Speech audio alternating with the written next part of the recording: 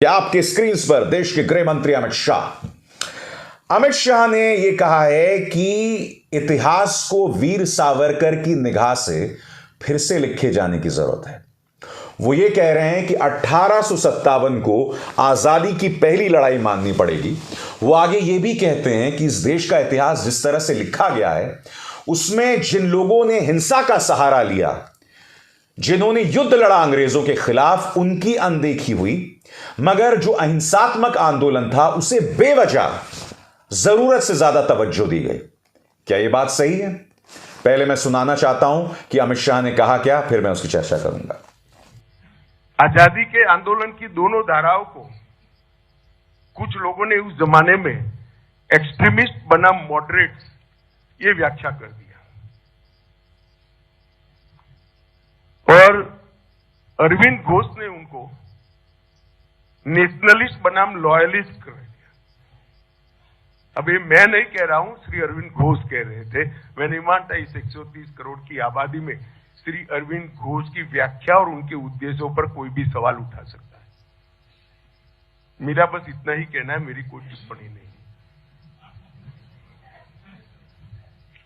मगर हमने इतिहास को एक्सट्रीमिस्ट बनाम मॉडरेट की धारा से निकालकर वास्तवदर्शी बनाना पड़ेगा। अहिंसक आंदोलन का भी योगदान है, इसको हम नकार नहीं सकते, परंतु इसका महिमा मंडन करने के लिए हजारों लोगों की तपस्या, जीवन के बलिदान और कुटुंब के कुटुंब फना हो गए, इसको कैसे नकार सकते हैं? और उसको नकार कर देश का इतिहास नहीं बन सकता है। हमने कभी न कभी सोचना ही पड़ेगा, हमने समझना पड़ेगा कि आजादी अनुदान में नहीं मिली है। लाखों लोगों ने बलिदान दिए हैं, रक्त बहाया है, पीढ़ियां तबाह हो गई है, तब आजादी मिली। इतिहास को इस तरह से व्याख्यायित करने का हमें प्रयास करना पड़ेगा। और आज मुझे बड़ा संतोष है, मराठों से लेकर लसित बरफुकन से लेकर 1857 तक के सभी प्रयासों को आज समाज में सम्मान मिलने की अच्छी शुरुआत हुई है। अमित शाह जी, एक बात बताइए मुझे, क्या आप मुझे यह कहने का प्रयास कर रहे हैं कि इस देश की जनता में और हमारे इतिहास की किताबों में भगत सिंह की कोई अहमियत नहीं है, भगत सिंह की कोई जगह नहीं है? क्या आप यह कह रहे हैं कि चंद्रशेखर आजाद की कोई जगह नहीं है? क्या आप यह कह रहे हैं कि मंगल पांडे को खलनायक माना जाता है? क्या आप यह कह रहे हैं कि सुभाष चंद्र बोस, जिन्होंने इंडियन नेशनल आर्मी का गठन किया था, उनकी कोई जगह नहीं है? क्या आप यह कह रहे हैं कि इतिहास के पन्ने सिर्फ महात्मा गांधी, नेहरू, सरदार पटेल, इन्हीं की उपलब्धियों से भरे हुए हैं? माफ कीजिएगा अमित जी, आपका जो बयान है वो आंशिक है। आप जानबूझकर इस इतिहास को सावरकर की निगाह से लिखना चाहते हैं।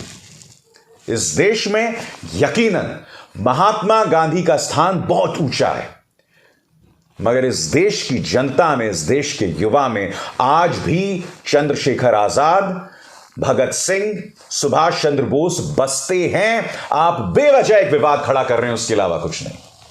हकीकत यह है और इसके अलावा कुछ नहीं। आप बेवजह यह विवाद खड़ा कर रहे हैं, जो अपने आप में कितना शर्मनाक है। मैं आपसे सवाल पूछना चाहता हूं कि क्या आप सावरकर की हकीकत पर बात करेंगे? चलिए मैं आपसे कुछ सवाल पूछता हूं। सावरकर ने अंग्रेजों को आधा दर्जन से ज्यादा माफी नामे के खत क्यों लिखे? सावरकर ने अंग्रेजों से पेंशन क्यों ली? सावरकर ने अपनी किताब में क्यों लिखा कि हमें अंग्रेजी सेना का साथ देना चाहिए जब जापान हमला करेगा, और उस वक्त अंग्रेजी सेना के खिलाफ सुभाष चंद्र बोस थे? ऐसा क्यों कहा?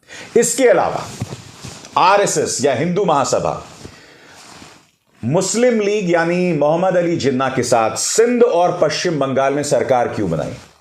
श्यामा प्रसाद मुखर्जी बंगाल की सरकार में जिन्ना के साथ, जिन्ना की मुस्लिम लीग के साथ क्यों मंत्री थे? बताइए। और आखिरी सवाल, देश भारत छोड़ो आंदोलन में शिरकत कर रहा था, अंग्रेजों से लोहा ले रहा था, तब वीर सावरकर, जिन्हें आप वीर कहते हैं, सावरकर हो या आरएसएस हो, उसने भारत छोड़ो आंदोलन का क्यों विरोध किया था और जिन्ना के साथ क्यों खड़ा हुआ था? और सबसे बड़ी बात, आखिर सावरकर जिन्ना की तरह टू नेशन थ्योरी में क्यों विश्वास करते थे? इन सवालों का आपके पास कोई जवाब नहीं है, इन सवालों का आप जवाब दे भी नहीं सकते हैं। आज आपके हाथ में सत्ता है, इसलिए आप ये तमाम बातें कर रहे हैं, इसके अलावा कुछ नहीं है। हकीकत यह है अमित शाह जी, आप इतिहास लिखना चाहते हैं, मगर आप इतिहास में उस कायरता को स्थान देना चाहते हैं जिसे मैं देशभक्ति नहीं मानता। हकीकत यह है और उसके अलावा कुछ नहीं। आइए कभी मुझसे बात कीजिए, मुझसे वाद विवाद कीजिए अमित जी, और मेरे सवालों का जवाब दीजिए। अभिसार शर्मा को दीजिए इजाजत। नमस्कार। स्वतंत्र और आजाद पत्रकारिता का समर्थन कीजिए, सच में मेरा साथी बनिए। बहुत आसान है दोस्तों, इस ज्वाइन बटन को दबाइए और आपके सामने आएंगे ये 3 विकल्प, इनमें से एक चुनिए और सच के इस सफर में मेरा साथी बनिए।